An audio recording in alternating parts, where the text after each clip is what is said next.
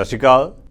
World news ਦੇਖ ਰਹੇ ਸਾਰੇ ਦਰਸ਼ਕਾਂ ਦਾ ਸਵਾਗਤ ਹੈ। ਮੈਂ ਹਾਂ ਗੁਰਿੰਦਰ ਸਿੰਘ। ਖਬਰਾਂ ਦੀ ਸ਼ੁਰੂਆਤ ਕਰ ਲੈਂਦੇ ਹਾਂ ਹੈਡਲਾਈਨਸ ਦੇ ਨਾਲ। ਇੰਗਲੈਂਡ ਦੇ ਸਰਕਾਰੀ ਸਕੂਲਾਂ ਦੇ ਵਿੱਚ ਪੜ੍ਹਾਇਆ ਜਾ ਰਿਹਾ ਖਾਲਿਸਤਾਨ ਦਾ ਪਾਠ। ਧਰਮ ਅਧਿਆਏ ਦੇ ਵਿੱਚ ਸ਼ਾਮਲ ਹੈ ਖਾਲਿਸਤਾਨ ਦਾ ਚੈਪਟਰ।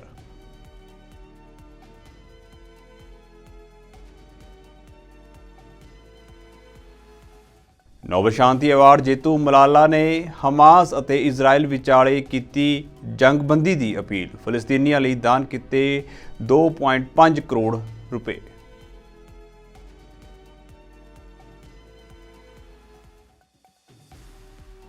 ਫਰਾਂਸ ਦੇ 8 ਹਵਾਈ ਅੱਡਿਆਂ ਨੂੰ ਸੁਰੱਖਿਆ ਕਾਰਨਾਂ ਕਰਕੇ ਕਰਵਾਇਆ ਗਿਆ ਖਾਲੀ। ਬੰਬ ਦੀ ਧਮਕੀ ਮਿਲਣ ਤੋਂ ਬਾਅਦ ਸੁਰੱਖਿਆ ਅਲਰਟ ਉਤੇ ਹਵਾਈ ਅੱਡੇ।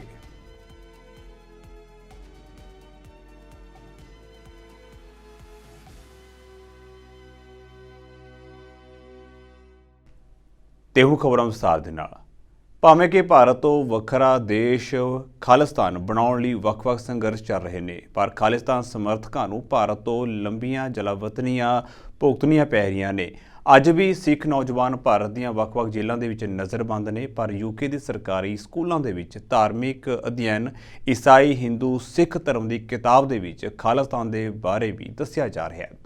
ਸਿੱਖ ਧਰਮ ਦੇ ਚੈਪਟਰ ਦੇ ਵਿੱਚ ਕਿਹਾ ਗਿਆ ਹੈ ਕਿ ਅੰਮ੍ਰਿਤਸਰ ਪੰਜਾਬ ਰਾਜ ਦਾ ਸਭ ਤੋਂ ਵੱਡਾ ਅਤੇ ਮਹੱਤਵਪੂਰਨ ਸ਼ਹਿਰ ਹੈ। ਸਿੱਖਾਂ ਦੇ ਲਈ ਇਹ ਖਾਲਿਸਤਾਨ ਦਾ ਕੇਂਦਰ ਹੈ, ਜੋ ਉਹਨਾਂ ਦੀ ਉਮੀਦ ਸੁਤੰਤਰ ਸਿੱਖ ਰਾਜ ਲਈ ਅਤੇ ਸਿੱਖ ਰੂਹਾਨੀਅਤ ਦਾ ਕੇਂਦਰ ਹੈ।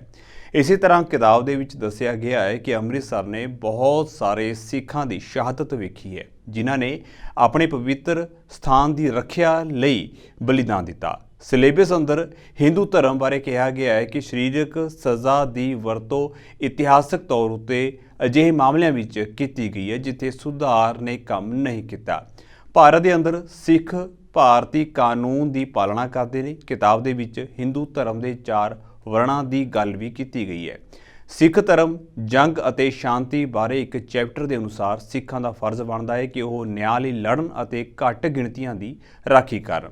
ਜੰਗ ਇੱਕ ਆਖਰੀ ਉਪਾਅ ਹੋਣਾ ਚਾਹੀਦਾ ਹੈ ਅਤੇ ਸਹੀ ਢੰਗ ਨਾਲ ਲੜਿਆ ਜਾਣਾ ਚਾਹੀਦਾ ਹੈ। ਸਿੱਖ ਰਹਿਤ ਮਰਿਆਦਾ ਸੰਬੰਧੀ ਬਾਖੂਬੀ ਸਮਝਾਇਆ ਗਿਆ ਹੈ ਅਤੇ 10ਵੇਂ ਪਾਤਸ਼ਾਹ ਗੁਰੂ ਗੋਬਿੰਦ ਸਿੰਘ ਵੱਲੋਂ ਲਿਖਿਆ ਹੈ, ਜਦੋਂ ਸਾਰੇ ਤਰੀਕੇ ਅਸਫਲ ਹੋ ਜਾਣ ਤਾਂ ਤਲਵਾਰ ਕੱਢਣ ਦੀ ਇਜਾਜ਼ਤ ਹੈ। ਇੱਕ ਸੱਚਾ ਯੋਧਾ ਉਹ ਹੈ ਜੋ ਦਬੇ ਕੁਚਲੇ, ਕਮਜ਼ੋਰ ਅਤੇ ਨਿਮਰ ਲੋਕਾਂ ਲਈ ਲੜਦਾ ਹੈ। ਕਿਤਾਬ ਦੇ ਵਿੱਚ MP ਤਨਮਨਜੀਤ ਸਿੰਘ ਢੇਸੀ ਅਤੇ ਖਾਲਸਾ ਏਡ ਦੇ ਕੰਮਾਂ ਬਾਰੇ ਵੀ ਦੱਸਿਆ ਗਿਆ ਹੈ।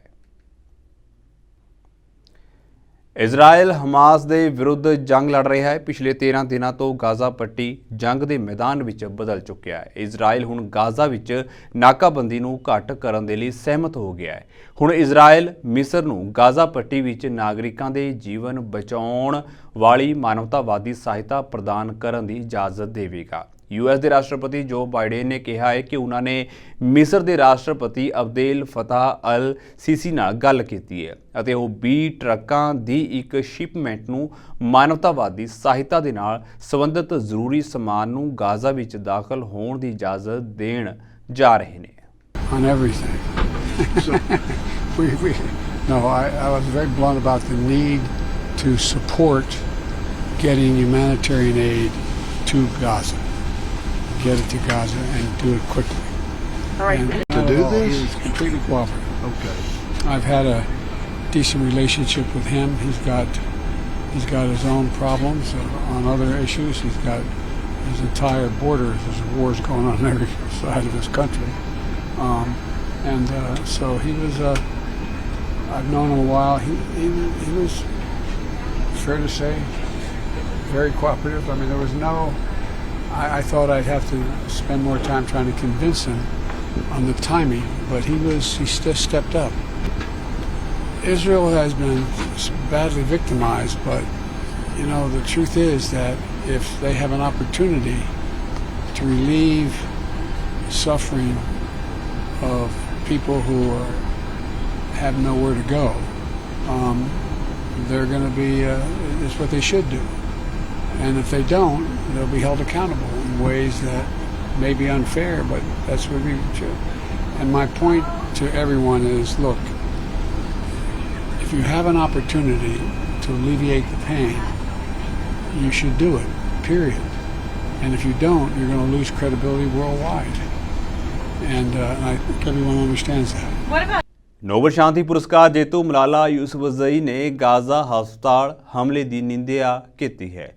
ਉਹਨਾਂ ਨੇ ਇਜ਼ਰਾਈਲੀ ਸਰਕਾਰ ਨੂੰ ਗਾਜ਼ਾ ਦੇ ਵਿੱਚ ਮਾਨਵਤਾਵਾਦੀ ਸਹਾਇਤਾ ਦੀ ਆਗਿਆ ਦੇਣ ਅਤੇ ਜੰਗਬੰਦੀ ਦੀ ਮੰਗ ਵੀ ਕੀਤੀ। ਮਲਾਲਾ ਨੇ ਸੰਕਟ ਤੋਂ ਪ੍ਰਭਾਵਿਤ ਫਲਸਤੀਨੀ ਵਿਅਕਤੀਆਂ ਦੀ ਮਦਦ ਕਰਨ ਵਾਲੀਆਂ 3 ਚੈਰਿਟੀਆਂ ਨੂੰ 2.5 ਕਰੋੜ ਰੁਪਏ ਦਾ ਦਾਨ ਵੀ ਦਿੱਤਾ। ਮਲਾਲਾ ਯੂਸਫਜ਼ਈ ਨੇ ਇੱਕ ਵੀਡੀਓ ਸੰਦੇਸ਼ ਦੇ ਵਿੱਚ ਕਿਹਾ ਹੈ ਕਿ ਮੈਂ ਗਾਜ਼ਾ ਦੇ ਵਿੱਚ ਅਲ ਅਹਲੀ ਹਸਪਤਾਲ ਉੱਤੇ ਬੰਬ ਧਮਾਕੇ ਨੂੰ ਦੇਖ ਕੇ ਬਹੁਤ ਘਬਰਾ ਗਈ ਹਾਂ ਅਤੇ ਸਪਸ਼ਟ ਤੌਰ ਉੱਤੇ ਇਸ ਦੀ ਨਿੰਦਿਆ ਕਰਦੀ ਹਾਂ। I am here to add my voice to those from Palestine, Israel, and around the world crying out for peace. Collective punishment is not the answer. Half of Gaza's population is under 18 years old. They should not be forced to live their entire lives under bombing and an unjust occupation. I am directing $300,000 to charities working to help Palestinian children and people in danger.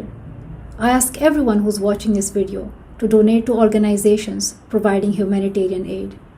Together, we must make it clear to our leaders that we expect them to work towards an immediate ceasefire and an enduring peace. America ਨੇ Israel Hamas ਜੰਗ ਦੌਰਾਨ Gaza ਦੇ ਵਿੱਚ ਫਲਸਤੀਨੀਆਂ ਨੂੰ ਮਾਨਵਤਾਵਾਦੀ ਸਹਾਇਤਾ ਦੀ appeal ਕਰਨ ਵਾਲੇ ਸੰਯੁਕਤ ਰਾਸ਼ਟਰ ਦੇ ਮਤੇ ਉੱਤੇ ਆਪਣੀ ਵੀਟੋ ਦੀ ਵਰਤੋਂ ਕੀਤੀ। 15 ਮੈਂਬਰੀ ਸੁਰੱਖਿਆ ਪਰਿਸ਼ਦ ਦੇ 12 ਮੈਂਬਰਾਂ ਨੇ ਮਤੇ ਦੇ ਹੱਕ ਦੇ ਵਿੱਚ ਵੋਟਿੰਗ ਕੀਤੀ, ਜਦੋਂ ਕਿ ਅਮਰੀਕਾ ਨੇ ਵਿਰੋਧ ਵਿੱਚ ਵੋਟ ਦਿੱਤੀ ਹੈ। 2 ਮੈਂਬਰ ਰੂਸ ਅਤੇ ਬ੍ਰਿਟੇਨ ਗੈਰ ਹਾਜ਼ਰ ਰਹੇ। ਅਮਰੀਕਾ ਦੇ ਵੀਟੋ ਕਾਰਨ ਸੁਰੱਖਿਆ ਕੌਂਸਲ ਸੰਬੰਧਿਤ ਮਤੇ ਨੂੰ ਸਵੀਕਾਰ ਨਹੀਂ ਕਰ ਸਕੀ। Will those in favor of the draft resolution contained in document S/2023/773 please raise their hand?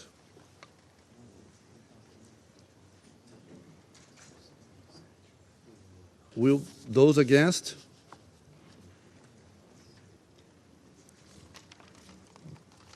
Abstentions?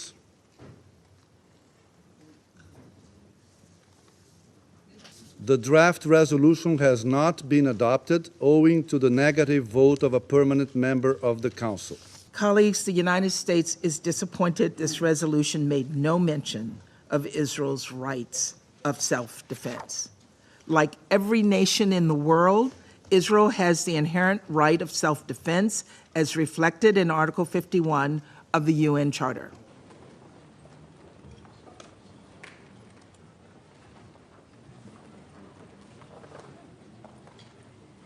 You have not condemned, as a council, Hamas's brutal terror attack. It is really unfathomable. You cannot unite even on that basic thing. You are not focused on what needs to be done to free Gaza from Hamas and ensure that the oppression of the Gazan people by their tyrants ends. Instead, the council is fixated only on humanitarian corridors and aid. Calling for calm, restraint, and ceasefires is like putting a Band-Aid on a bullet wound. Such steps will not eradicate the cancer that is Hamas. Humanitarian corridors will not prevent the next atrocity. The only thing that will is the utter obliteration of this satanic entity.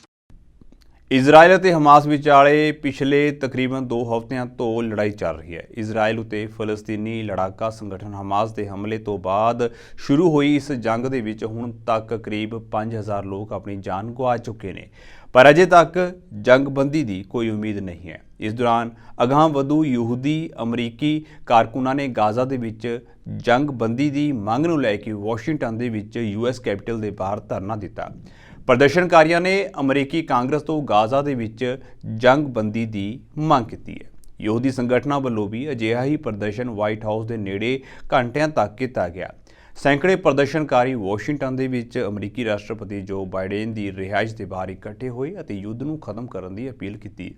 ਪ੍ਰਦਰਸ਼ਨਕਾਰੀਆਂ ਦੀ ਮੰਗ ਹੈ ਕਿ ਕਾਂਗਰਸ ਨੂੰ Gaza ਦੇ ਵਿੱਚ ਜੰਗਬੰਦੀ ਦੀ ਮੰਗ ਕਰਨੀ ਚਾਹੀਦੀ ਹੈ। ਯਹੂਦੀ ਵਾਇਸ ਫਾਰ ਪੀਸ ਦੇ ਮੁਤਾਬਕ ਹਜ਼ਾਰਾਂ ਅਮਰੀਕੀ ਯਹੂਦੀਆਂ ਨੇ ਸੰਸਦ ਦੇ ਬਾਹਰ ਵਿਰੋਧ ਪ੍ਰਦਰਸ਼ਨ ਕੀਤਾ ਹੈ, ਜਦੋਂ ਕਿ 350 ਤੋਂ ਵੱਧ ਅੰਦਰ ਸਨ। US ਕੈਪੀਟਲ ਹਿੱਲ ਪੁਲਿਸ ਨੇ ਕਿਹਾ ਹੈ ਕਿ ਪ੍ਰਦਰਸ਼ਨਕਾਰੀਆਂ ਦੇ ਇੱਕ ਸਮੂਹ ਨੇ ਕੈਪੀਟਲ ਉੱਤੇ ਕਬਜ਼ਾ ਕਰ ਲਿਆ। ਉਹ ਗਾਜ਼ਾ ਵਿੱਚ ਜੰਗਬੰਦੀ ਦੀ ਮੰਗ ਕਰ ਰਹੇ ਇਨ੍ਹਾਂ ਪ੍ਰਦਰਸ਼ਨਕਾਰੀਆਂ ਨੂੰ ਹਿਰਾਸਤ ਵਿੱਚ ਲੈ ਲਿਆ ਗਿਆ ਅਤੇ ਅਮਰੀਕੀ ਕੈਪੀਟਲ ਦੇ ਵਿੱਚ ਆਉਣ ਉੱਤੇ ਪਾਬੰਦੀ ਲਗਾ ਦਿੱਤੀ ਗਈ ਹੈ। ਇਨ੍ਹਾਂ ਵਿੱਚੋਂ 3 ਲੋਕਾਂ ਨੂੰ ਗ੍ਰਿਫਤਾਰ ਕੀਤਾ ਗਿਆ ਹੈ। Look, I'm opposed to the money that the American government has given to Israel. And my hope is that no more money will be given now. If I could give a message to President Biden, I'd say, President Biden, open your eyes. Look at what's happening in Gaza. Look at the devastation in Gaza. If you want to be able to live with yourself, you need to stand up and end the genocide and demand a ceasefire right now. Biden's visit to Israel today is shameful and abhorrent. Over the last 10 days, we have seen the Israeli government and the Israeli military drop over 6,000 bombs on 2 million Palestinians living in one of the most densely populated places on the planet. That is more bombs than the U.S. dropped on Afghanistan in a year. We've seen. We want to see U.S. lawmakers standing up, pressuring Biden, making known their solidarity with Palestinian people, making known that they do not condone this violence, this massacre and slaughter against innocent people. They need to stand up and take a strong stance and do whatever they can to ensure that U.S. resources are no longer supporting this genocide and violence. Islamic state ਸਮੂਹ ਨੇ Brussels ਗੋਲੀਬਾਰੀ ਦੀ ਜ਼ਿੰਮੇਵਾਰੀ ਲਈ ਹੈ, ਜਿਸ ਦੇ ਪਿੱਛੇ ਦਾ ਕਾਰਨ ਜਿਹਾਦੀਆਂ ਨਾਲ ਲੜਨ ਵਾਲੇ ਗਲੋਬਲ ਗੱਠਜੋੜ ਦੇ ਵਿੱਚ ਸਵੀਡਨ ਦੀ ਸ਼ਮੂਲੀਅਤ ਦੱਸਿਆ ਗਿਆ ਹੈ। ਇਸੇ ਕਰਕੇ ਹੀ ਸਵੀਡਨ ਦੇ ਨਾਗਰਿਕਾਂ ਨੂੰ ਨਿਸ਼ਾਨਾ ਬਣਾਇਆ ਗਿਆ ਹੈ। ਬੈਲਜੀਅਮ ਦੇ ਵਿੱਚ ਗੈਰ ਕਾਨੂੰਨੀ ਤੌਰ ਉੱਤੇ ਰਹਿ ਰਹੇ ਇੱਕ ਟਿਊਨੀਸ਼ੀਅਨ ਵਿਅਕਤੀ ਨੇ ਬੈਲਜੀਅਮ ਸਵੀਡਨ ਅੰਤਰਰਾਸ਼ਟਰੀ ਫੁੱਟਬਾਲ ਮੈਚ ਸ਼ੁਰੂ ਹੋਣ ਤੋਂ ਠੀਕ ਪਹਿਲਾਂ ਸ਼ਾਮ ਨੂੰ ਇੱਕ ਸੜਕ ਉੱਤੇ 2 ਸਵੀਡਨਾਂ ਦਾ ਗੋਲੀਆਂ ਮਾਰ ਕੇ ਕਤਲ ਕਰ ਦਿੱਤਾ ਅਤੇ ਤੀਜੇ ਨੂੰ ਜ਼ਖਮੀ ਕਰ ਦਿੱਤਾ ਸੀ।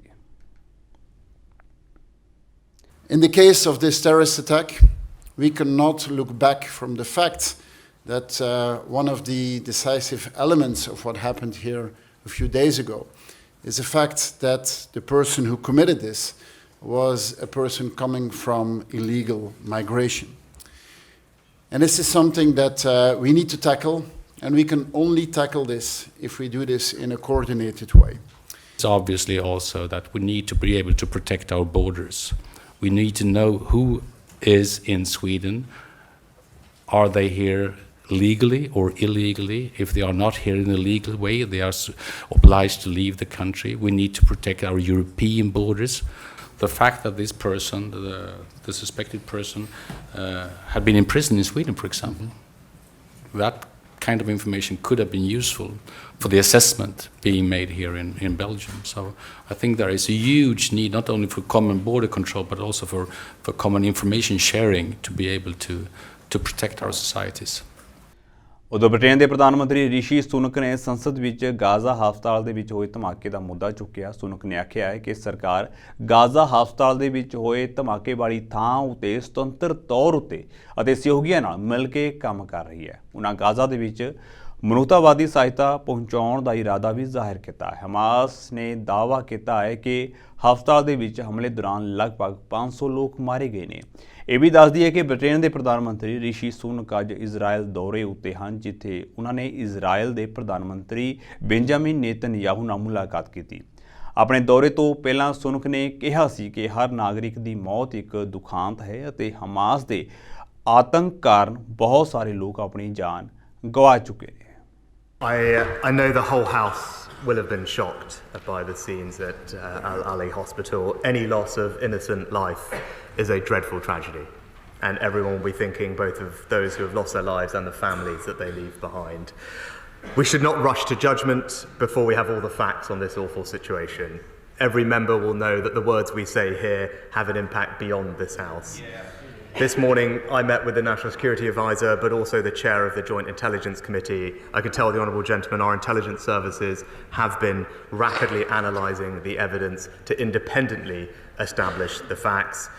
We are not in a position at this point to say more than that, but I can tell him we are working at pace but also cooperating and collaborating with our allies on this issue as we look to get to the bottom of the situation, and we will also continue all our efforts to get humanitarian aid into the region.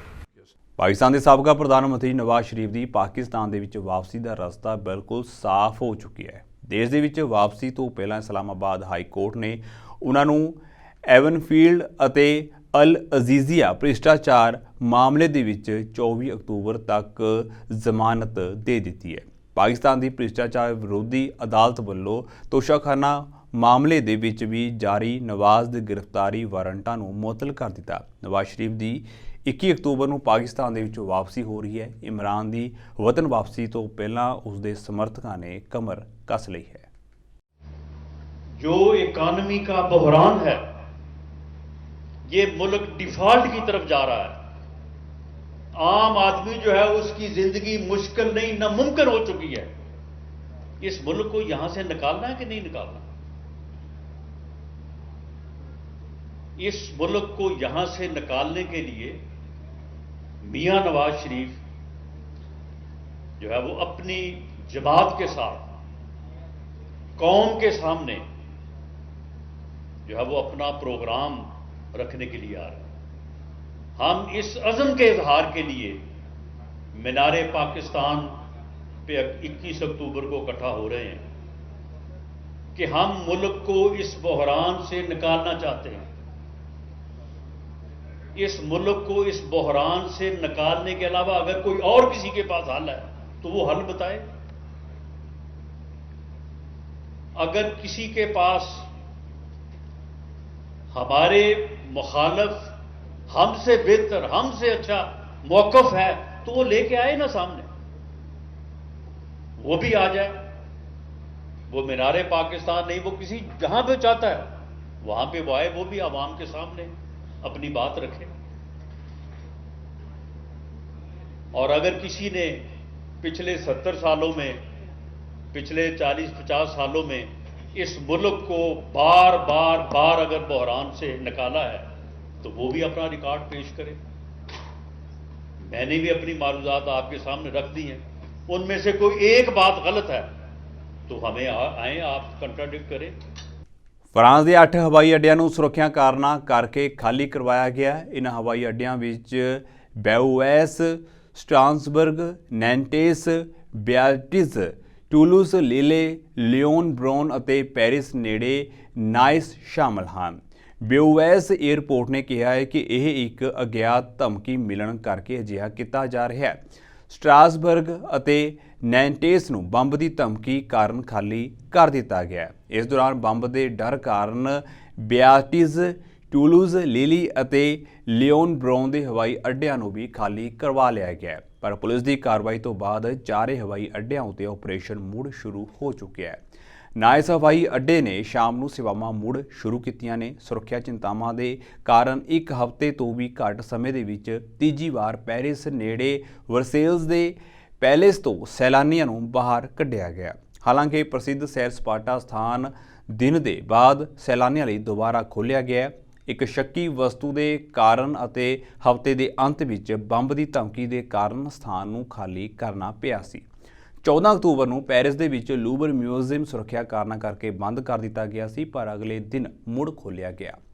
ਪਿਛਲੇ ਹਫ਼ਤੇ ਪ੍ਰਧਾਨ ਮੰਤਰੀ Elizabeth born ਨੇ ਉੱਤਰੀ ਸ਼ਹਿਰ ਅਲਰਾਜ਼ ਦੇ ਇੱਕ school ਦੇ ਵਿੱਚ ਇੱਕ ਹਮਲਾਵਰ ਦੁਆਰਾ ਇੱਕ ਅਧਿਆਪਕ ਅਤੇ 3 ਹੋਰ ਲੋਕਾਂ ਦੀ ਚਾਕੂ ਮਾਰ ਕੇ ਹੱਤਿਆ ਕਰਨ ਤੋਂ ਬਾਅਦ ਦੇਸ਼ ਨੂੰ ਉੱਚ ਸੁਰੱਖਿਆ ਅਲਰਟ ਉੱਤੇ ਪਾ ਦਿੱਤਾ ਸੀ।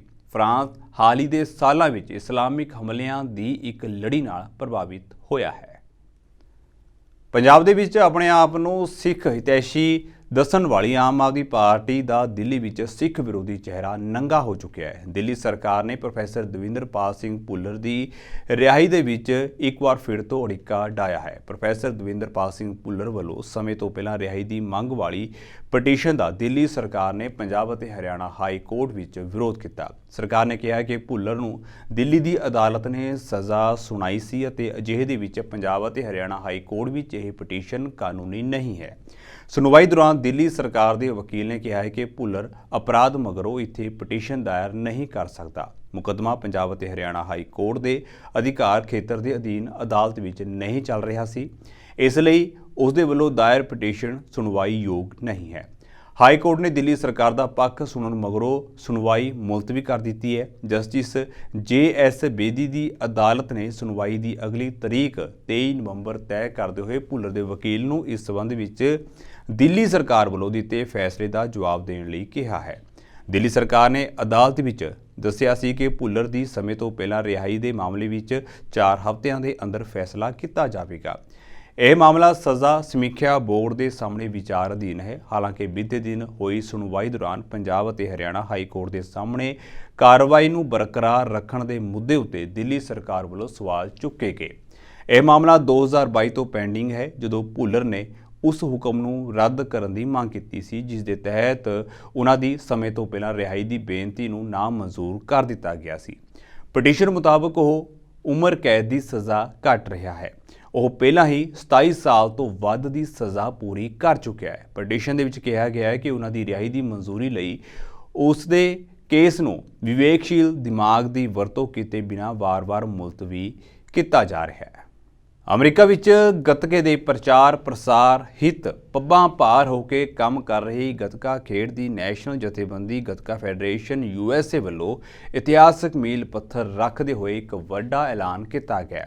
ਐਲਾਨ ਤਹਿਤ ਅਮਰੀਕਾ ਦੇ ਵਿੱਚ ਪਹਿਲੀ ਵਾਰ 28 ਅਕਤੂਬਰ ਦਿਨ ਸ਼ਨੀਵਾਰ ਨੂੰ ਦਾ Sikh centre of New York Inc 222-2895 avenue Queens village New York ਦੇ ਉਚੇਚੇ ਸਹਿਯੋਗ ਦੇ ਨਾਲ ਪਹਿਲੀ ਨੈਸ਼ਨਲ ਗੱਤਕਾ ਚੈਂਪੀਅਨਸ਼ਿਪ ਕਰਵਾਈ ਜਾ ਰਹੀ ਹੈ। ਅਮਰੀਕਾ ਦੇ ਵਿੱਚ ਗੱਤਕਾ ਫੈਡਰੇਸ਼ਨ USA ਪਿਛਲੇ ਕਾਫੀ ਸਾਲਾਂ ਤੋਂ ਗੱਤਕੇ ਦੇ ਪ੍ਰਚਾਰ ਹਿੱਤ ਵੱਖ-ਵੱਖ ਰਾਜਾਂ ਵਿੱਚ ਗੱਤਕਾ ਸਿਖਲਾਈ ਦੇ ਲਈ ਉਪਰਾਲੇ ਕਰ ਰਹੀ ਹੈ ਅਤੇ ਨਵੇਂ ਖਿਡਾਰੀਆਂ ਨੂੰ ਮੌਕੇ ਪ੍ਰਦਾਨ ਕਰਨ ਅਤੇ ਨੈਸ਼ਨਲ ਕੈਂਪਾਂ ਦੇ ਆਯੋਜਨ ਦੇ ਨਾਲ ਤਕਨੀਕੀ ਮਾਹਿਰਾਂ ਦੇ ਨਾਲ ਗੱਤਕਾ ਆਫੀਸ਼ੀਅਲ ਪੈਦਾ ਕਰਨਾ ਫੈਡਰੇਸ਼ਨ ਦੇ ਮੁੱਢਲੇ ਉਦੇਸ਼ਾਂ ਵਿੱਚੋਂ ਇੱਕ ਹੈ।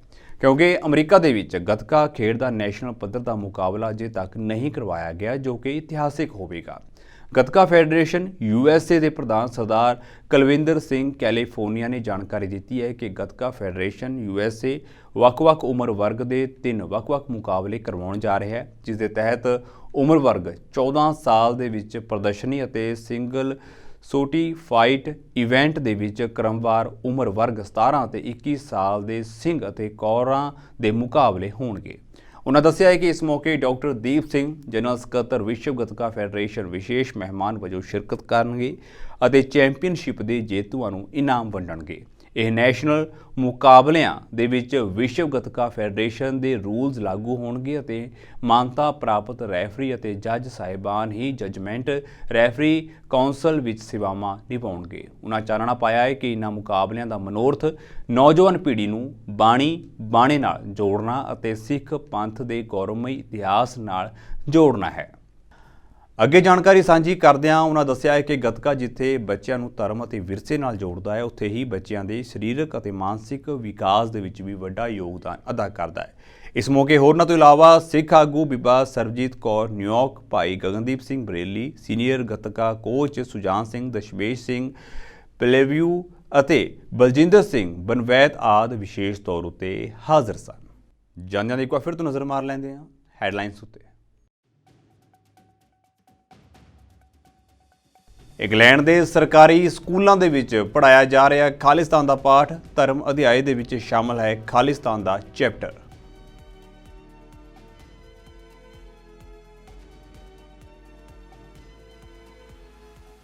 ਨੋਬਲ ਸ਼ਾਂਤੀ ਅਵਾਰਡ ਜੇਤੂ ਮਲਾਲਾ ਨੇ ਹਮਾਸ ਅਤੇ ਇਜ਼ਰਾਈਲ ਵਿਚਾਲੇ ਕੀਤੀ ਜੰਗਬੰਦੀ ਦੀ ਅਪੀਲ, ਫਲਸਤੀਨੀਆਂ ਲਈ ਦਾਨ ਕੀਤੇ 2.5 ਕਰੋੜ ਰੁਪਏ।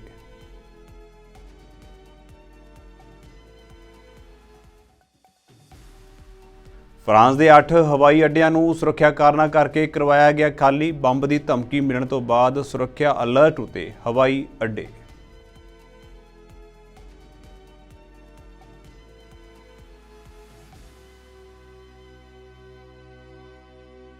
ਸੋ ਫਿਲਹਾਲ ਦੇ ਲਈ ਵਰਲਡ ਨਿਊਜ਼ ਦੇ ਵਿੱਚ ਇੰਨਾ ਹੀ ਤੇ ਹੁਣ ਮੈਨੂੰ ਇਜਾਜ਼ਤ ਦਿਓ। ਧੰਨਵਾਦ।